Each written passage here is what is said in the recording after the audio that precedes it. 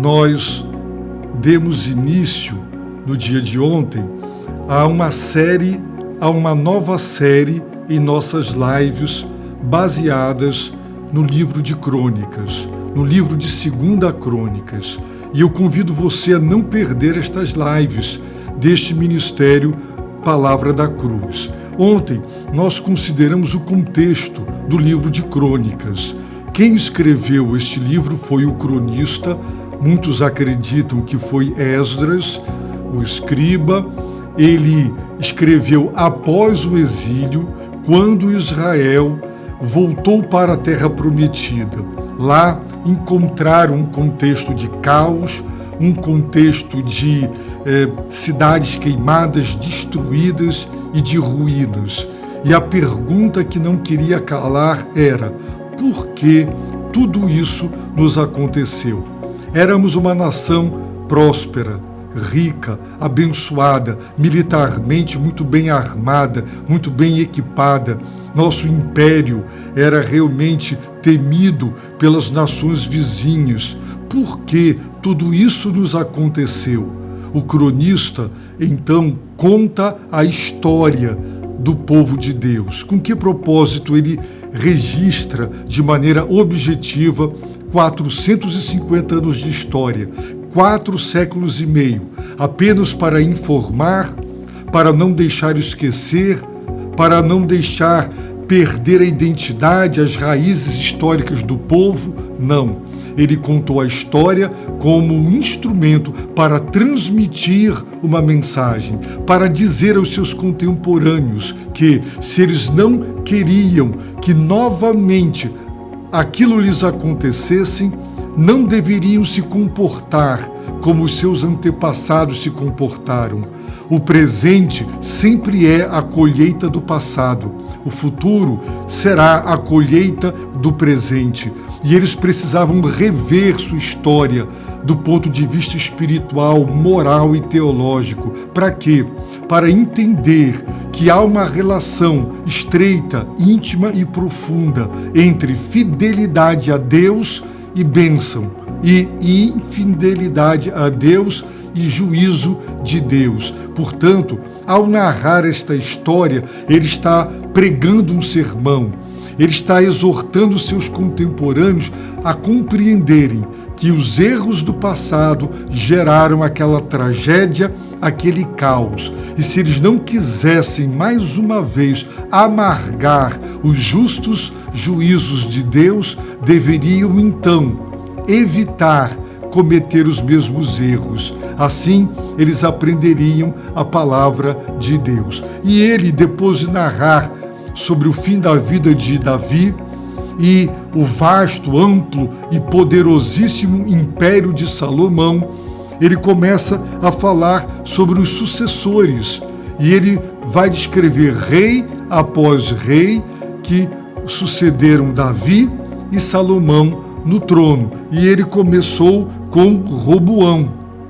Em 2 Crônicas 12, verso 1, está escrito: depois que o reino de Roboão se estabeleceu e o rei havia se fortalecido, ele deixou a lei do Senhor e com ele todo o Israel.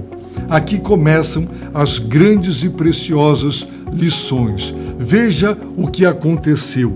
As bênçãos de Deus, elas geraram num coração imaturo e ingrato as maldições, os justos juízos de Deus. E aqui nós temos uma advertência: não deixe, não permita que as bênçãos levem você à infidelidade.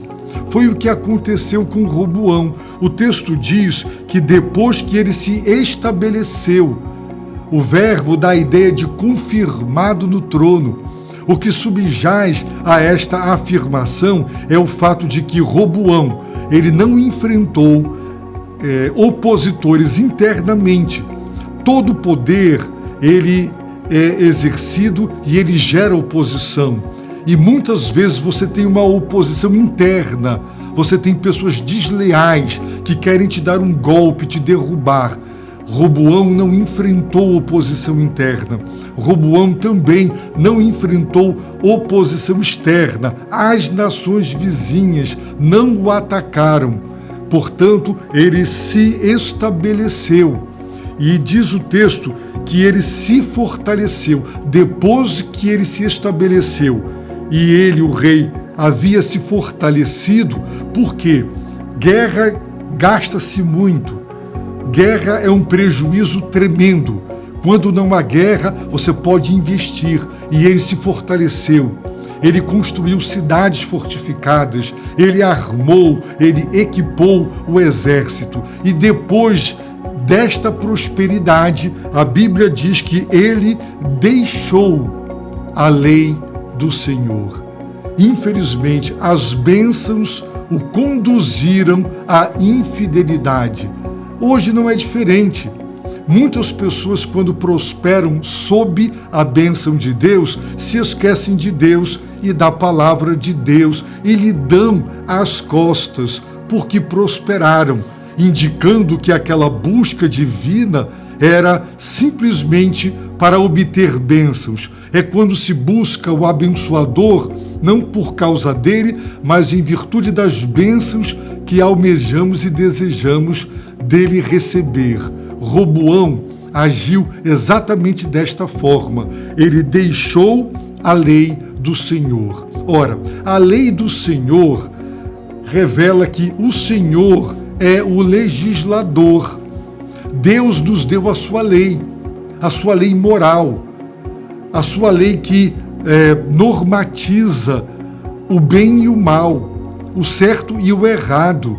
Não há relativismo ético, não há esta ideia de que tudo é relativo, não há nada certo e nada errado, tudo é certo desde que ninguém seja obrigado a fazer aquilo que contraria a sua vontade.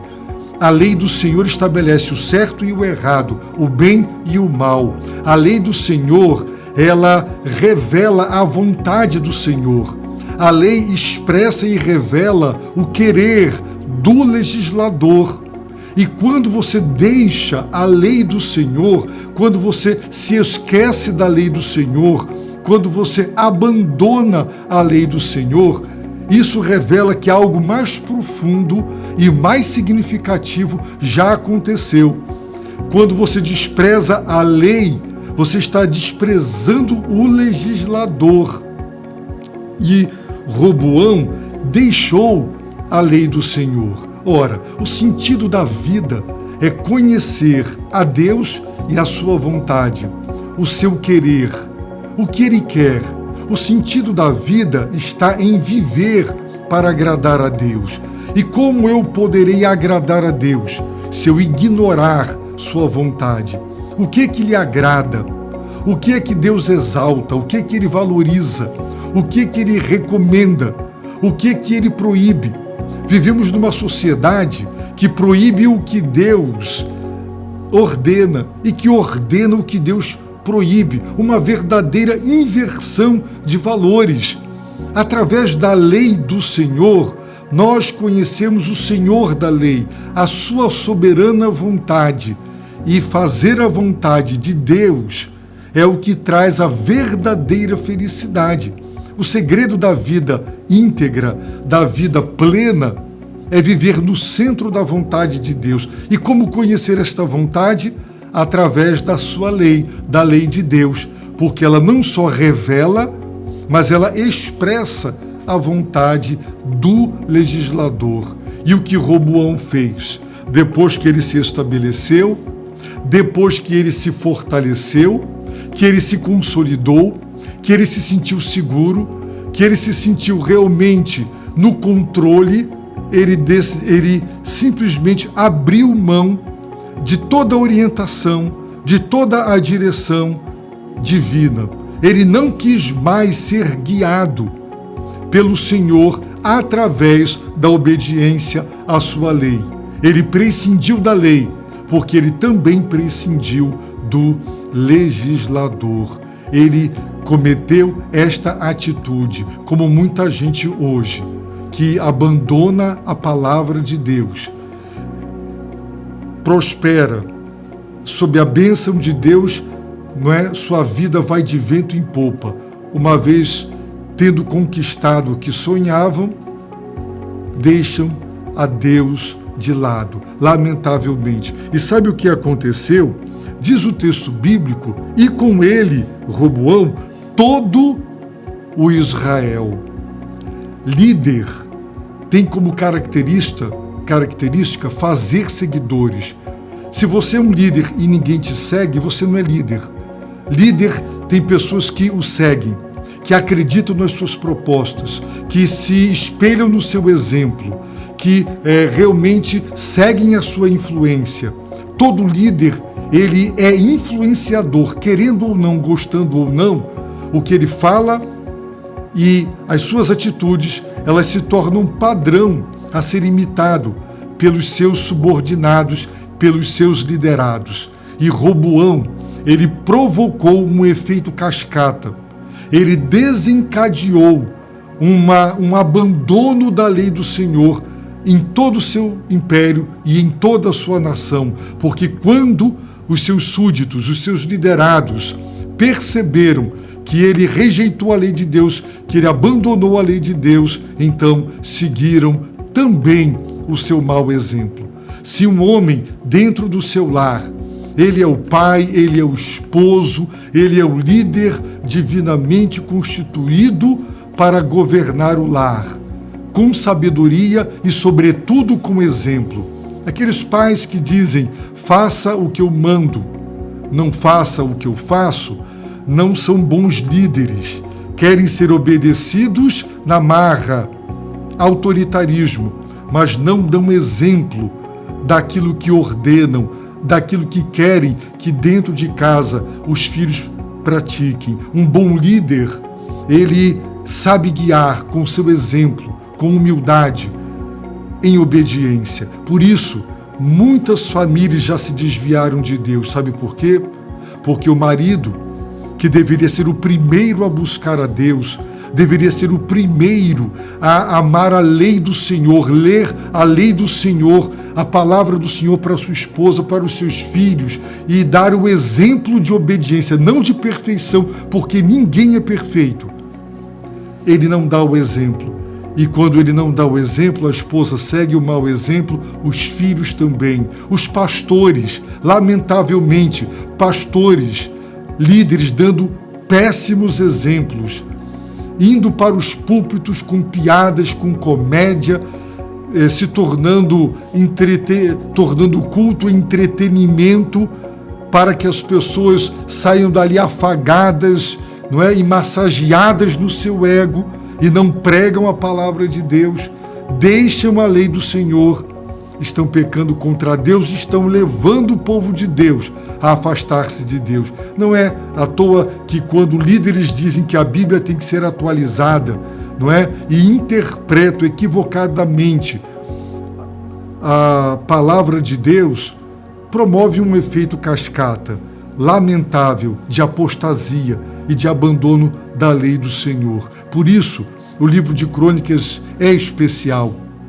E o cronista estava dizendo, vejam como Roboão agiu. Vocês querem recomeçar, querem reconstruir, então não voltem a cometer os mesmos erros. Eu não estou contando a história de Roboão só para que vocês saibam o que ele fez, o que ele falou, o que aconteceu. Eu quero transmitir um recado. Não repitam os mesmos erros, para não colherem as mesmas consequências. Eu oro, eu peço que Deus te dê sabedoria, abra seus olhos, abra seus ouvidos, abra seu coração. Não abandone Deus. Depois que você foi abençoado por Deus, ao invés das bênçãos gerar infidelidade, que ela gere tanta gratidão àquele que te abençoou, que te abriu portas e que te socorreu, que as bênçãos de Deus gerem fidelidade, comprometimento com Deus e com a sua palavra. Eu oro e peço para que Ele te abençoe rica e abundantemente.